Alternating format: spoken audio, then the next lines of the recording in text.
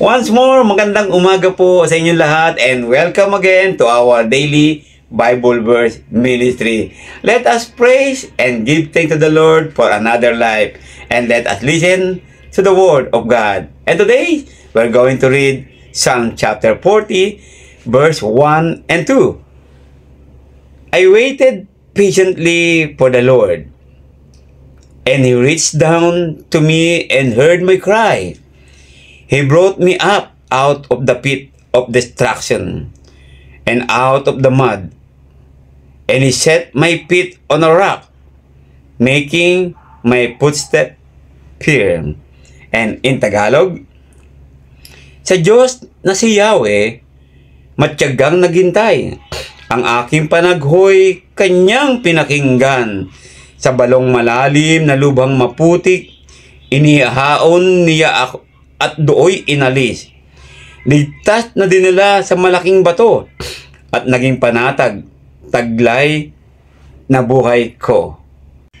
Today's Bible verse is so much to give thanks to the Lord because He always listening to our cry.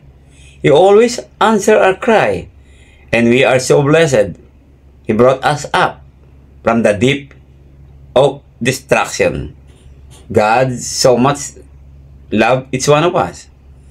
Kaya po, ito pong Bible verse natin ay dapat natin lagi pong inuunawa at inintindi. Sapagkat bawat panagoy natin, bawat iyak natin, naririnig tayo ng Panginoon. At patuloy niya tayong iniaahon sa lubog na kasalanan. Muli niya tayong binibigyan ng buhay. Pasalamat tayo. Tuwing tayo mananalangin, Kanyang niririnig tayo ng ayon sa Kanyang kalooban. At narito, binuhay muli niya tayo. Mula sa kailaliman ng paglubog natin, sa kadiliman ng kasalanan. Muli niya tayong itinataas, iniaahon niya tayo. Kaya tayo may pasalamat sa Kanya. At sa pag-ahon natin, bagong buhay ang taglay natin.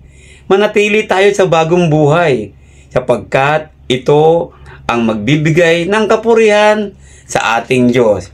Let us always give light to the world, because tayo po ang iliwanag at tayo ang asin.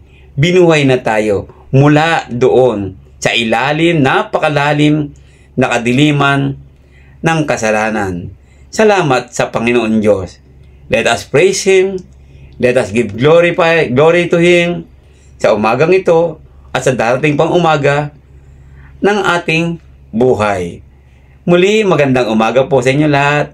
Please do follow and share our daily Bible verse. Mag-subscribe po tayo. Share it, mga kapatid. Nang sa ganon, maraming makakarinig ng salita ng Panginoon araw-araw. Magandang umaga po muli sa inyo lahat.